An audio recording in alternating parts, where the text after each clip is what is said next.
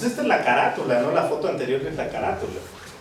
Quizás, retomando esa parte, la persona que se dedica a hacer diagramas unifilares, pues nada más se hubiera ido con la carátula, ¿están de acuerdo? Sí.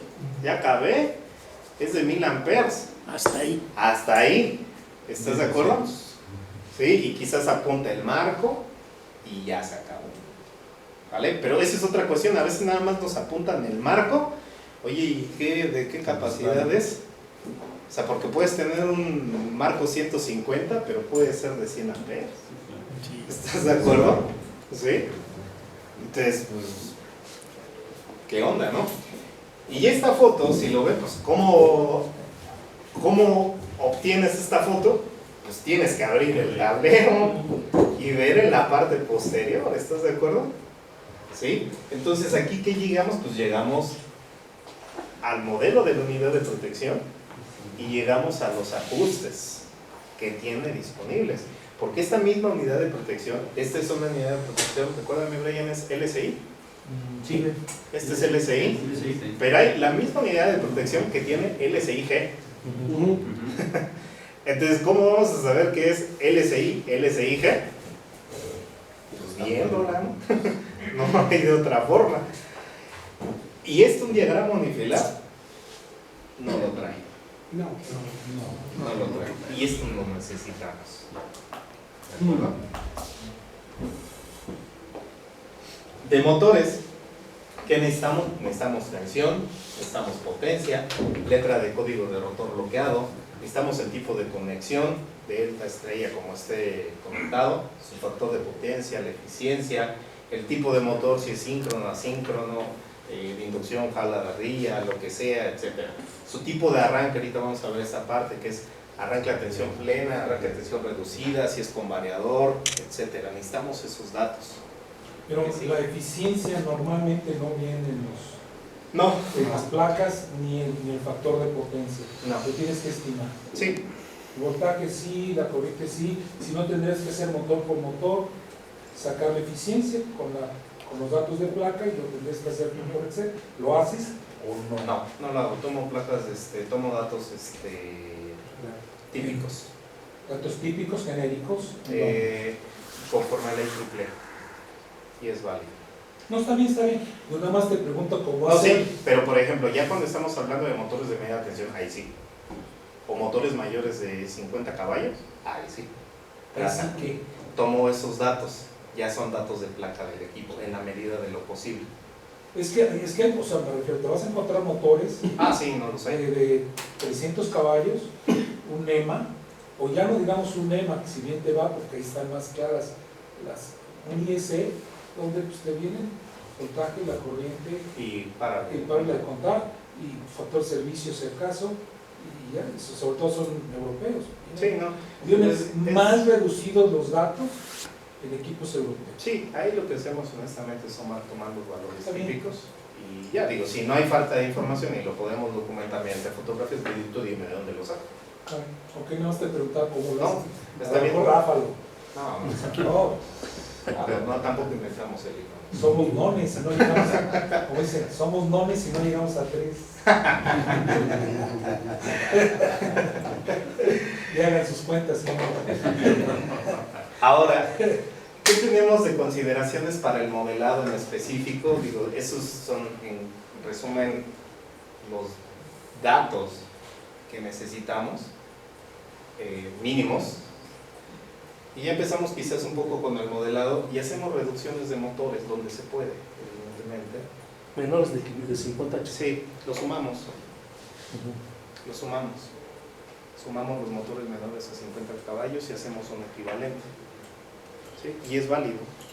Porque finalmente la suma de esos motorcitos de 10, 10, 10 y 10 en el bus se ve una sola aportación. ¿Sí? Es válido. ¿Y eso para nosotros qué hacemos? Pues nuestro modelado es más rápido. No, simplificas, está bien. Simplifico. Entonces ven cómo es distinto hacer un diagrama unifilar y cómo el levantamiento es distinto. Porque si yo tengo el diagrama unifilar y veo un CCM, digo, a ver, tienen todos los CCMs, tienen menores a 50 caballos, ¿cuál es el mayor? Ah, pues uno de 30. Me voy a ir a ver esta silleta. ¿sí? El de 30 y su interruptor, porque los demás nada más checo, si está, vámonos. ¿Sí lo ves? No pierdo ese tiempo, se vale. ¿Sí? Otro de los requerimientos para hacer el levantamiento, por eso nos tardamos menos, es que los motores con arranque con variador no aportan niveles de falla. ¿Sí? Solamente los motores que tienen arranque a tensión plena o a tensión reducida aportan niveles de corriente de falla.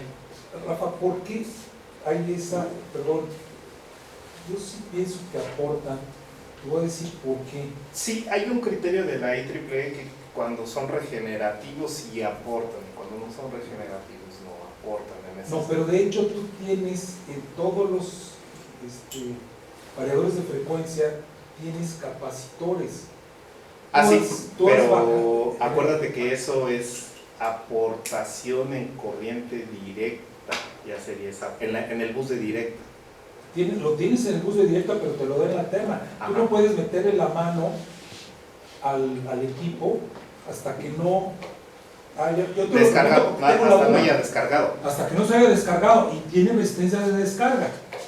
Y entonces, ¿por qué dicen que no aporta si tienes un capacitor ahí realmente? Sí, o sea que te está dando por un Que te está dando periodo de tiempo.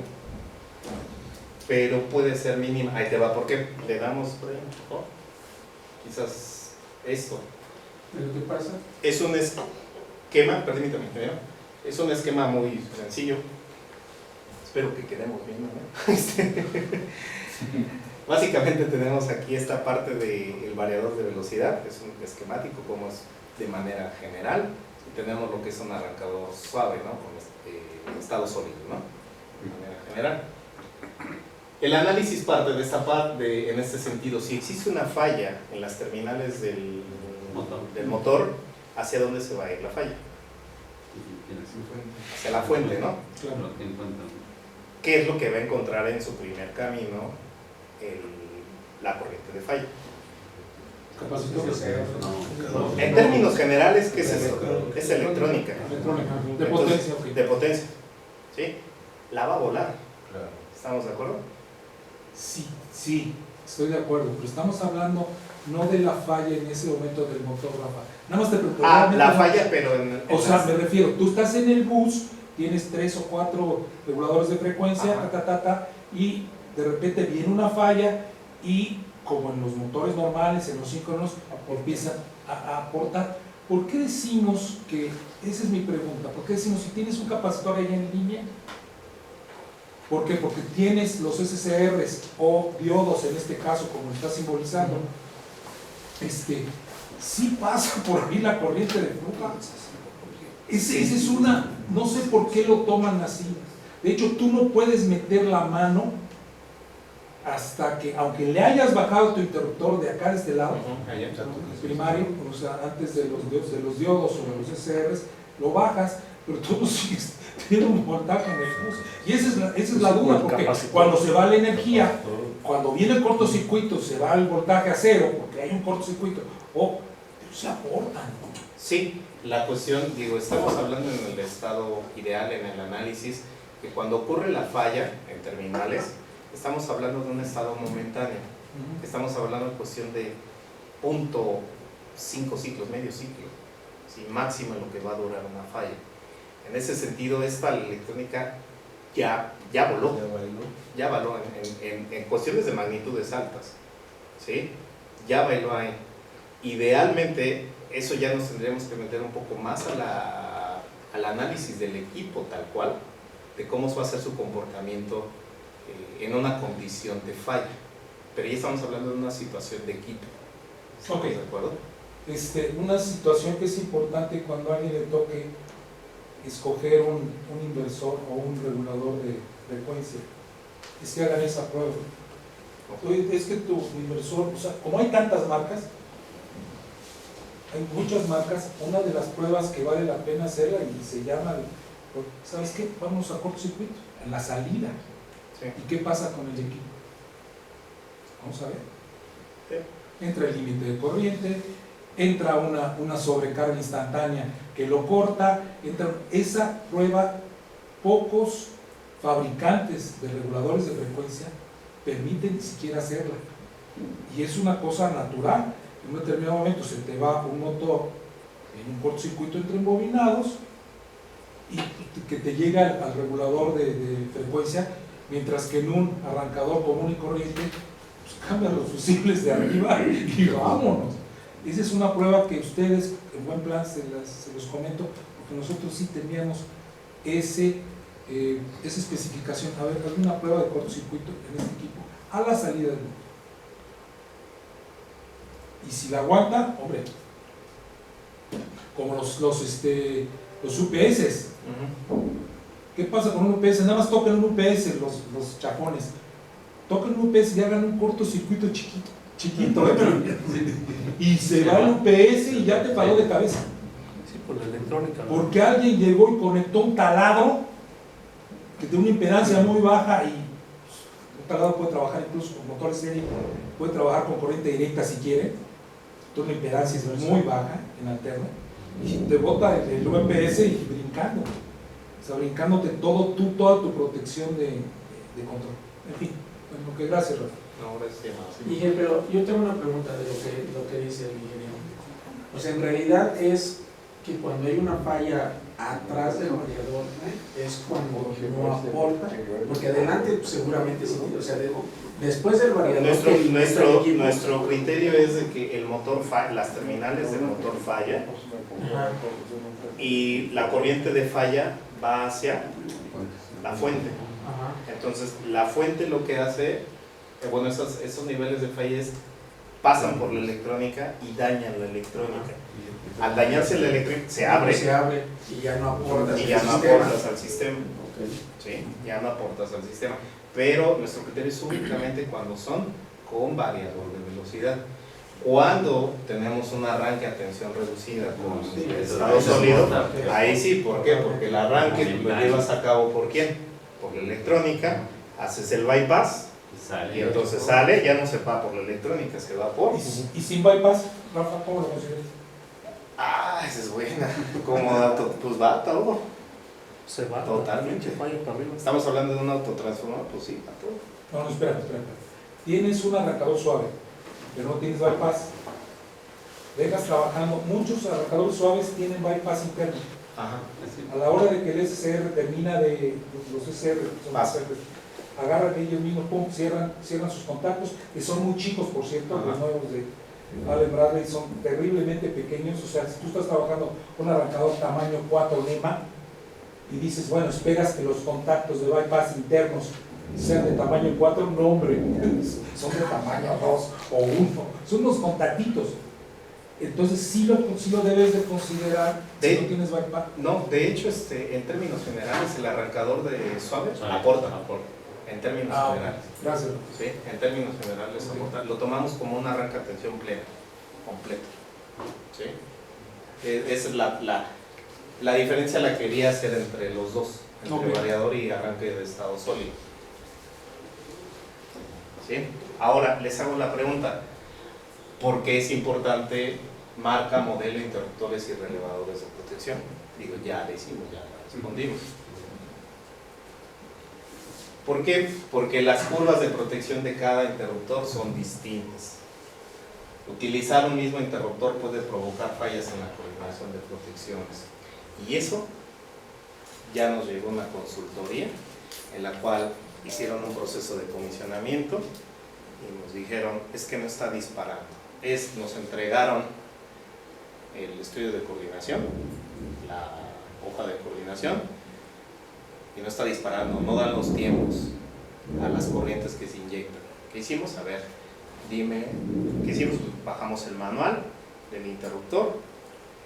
¿Qué hicimos? Pues vamos a checar, ¿cuánto le inyectaste de corriente en tu comisionamiento? Ah, pues fueron, no sé, 1000 amperes.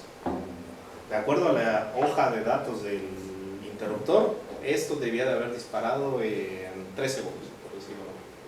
Si yo lo comparo contra tu coordinación, ¿qué crees? Que no dispara. Dispara en 5 segundos. ¿Y está mal la coordinación? No, está mal la curva que se utilizó. ¿Sí? Está mal la curva que se utilizó. Los tiempos de disparo. Los tiempos de disparo no coinciden. ¿Por qué? Simplemente la curva que utilizaron fue otro modelo de otro interruptor. Así de sencillo. Y se los demuestras con una hojita. Aquí está la curva del fabricante y esta es tu curva. Toma un punto, no da. ¿Sí lo vemos? Rafa, perdona que te interrumpa, mira, veo que aquí ya le brincamos prácticamente a coordinación de protecciones, ¿no? Pero yo quisiera, digamos, externar esta duda. Cuando tú tienes tu estudio de cortocircuito, pues digamos que vas a tener las corrientes, digamos, simétricas en los diferentes buses, ¿no? Con las fallas que tú le simules en X lugar y bueno, te va a dar los valores, ¿no? Para cada uno de esos buses. Pero es todo lo que vamos a obtener del cálculo de cortocircuito hasta donde se... Básicamente lo que obtenemos sí son corrientes de aportación y corrientes de falla en los buses que posteriormente nos van a servir para evaluar la capacidad interruptiva de los dispositivos de protección, barras, que nos va a servir para hacer la coordinación de protecciones y que nos va a servir esos mismos niveles de falla para hacer flash. Sí, ok, ya van a coordinación y ad flash, ¿no? Pero entrando al tema entre cortocircuito y coordinación, quisiera que me dijeras en qué momento utilizamos esas corrientes que hemos encontrado en el cálculo de cortocircuito para utilizar esos valores porque evaluamos, por ejemplo, no lo traje, pero tenemos en el software lo que hacemos nosotros cuando jalamos las curvas de... Tú sí puedes decirlo de Cerrito, man. La próxima pregunta. Las curvas de protección. En este caso, ahí está. ¿te regresas una antes? Esta es una curva de protección de distintos interruptores, ¿no? Sí, este es el de fábrica, diseño, CPIX.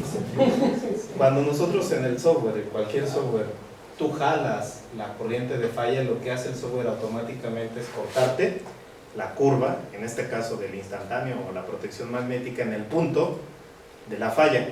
En ese sentido, lo que aseguras es que el interruptor va a interrumpir la corriente de falla antes de que se presente ese nivel de falla.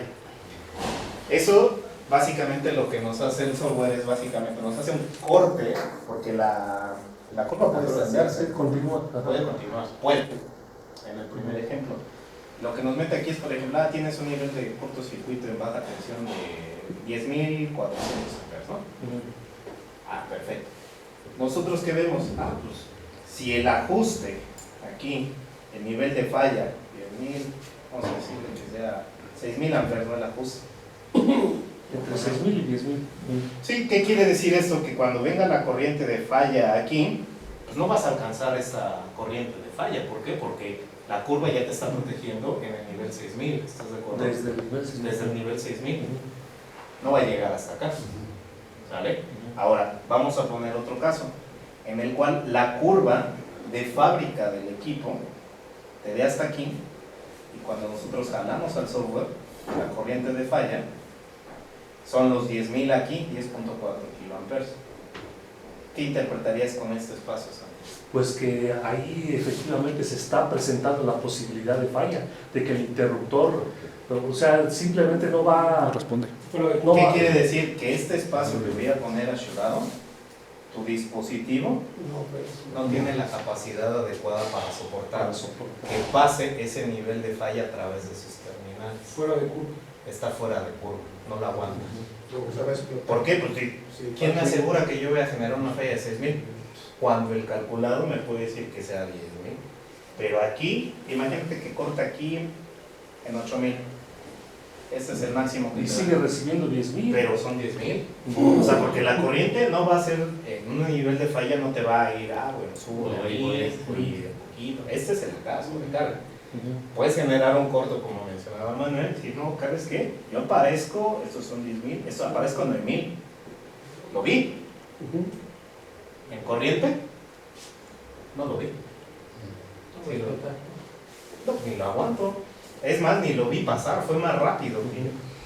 ¿Estás de acuerdo? Se fue sin pagar. Se fue sin pagar, exactamente.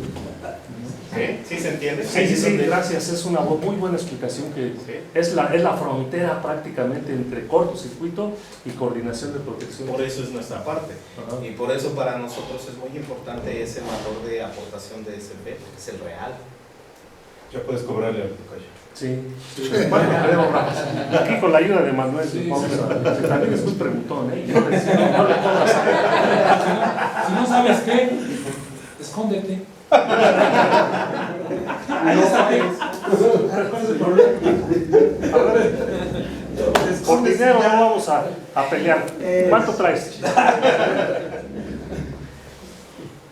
Entonces, la pregunta es cómo se construye una curva. Digo, Ahí va el examen. voy a pasar, ¿puedes pasar esto? Sí, dame ese lonchecito y guarda. Gracias. Descansen. ¿Cómo se construye una curva? En este caso vamos a hacer que el tiempo nos alcance, ya sea de un interruptor termomagnético o de un fusible limitador de corriente. Es uno, ¿no? Es una, ¿verdad? Pues, son dos, está engrapado. No, sí, pero es un Ah, es solo, un solo, sí. es un solo paquetito. Sí. ¿Quién hace falta? ¿Qué necesitamos nosotros para construir una curva de un dispositivo? Si no tenemos en la librería de nuestro software. ¿Sí? Necesitamos dos cosas muy importantes. Es un muy buen levantamiento. ¿Sí? Datos en específico. Lo que nosotros a nuestros ingenieros cuando llevamos esa revisión, yo necesito, muéstrame foto del interruptor y enséñame el manual. Así.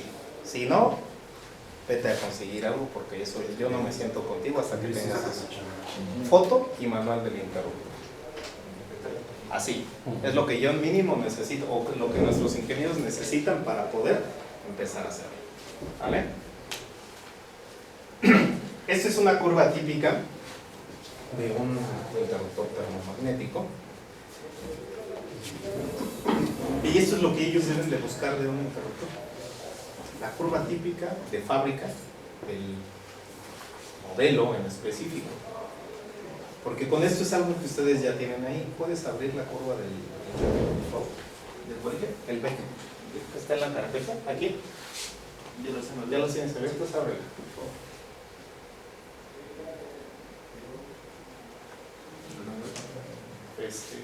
No le dice. O si no, arrástrala porque está duplicada.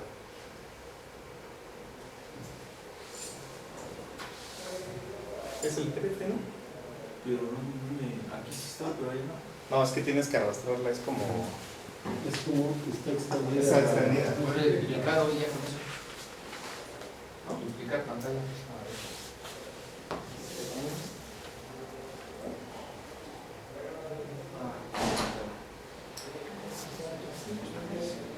A ver, ahí está. Maximiza, por favor.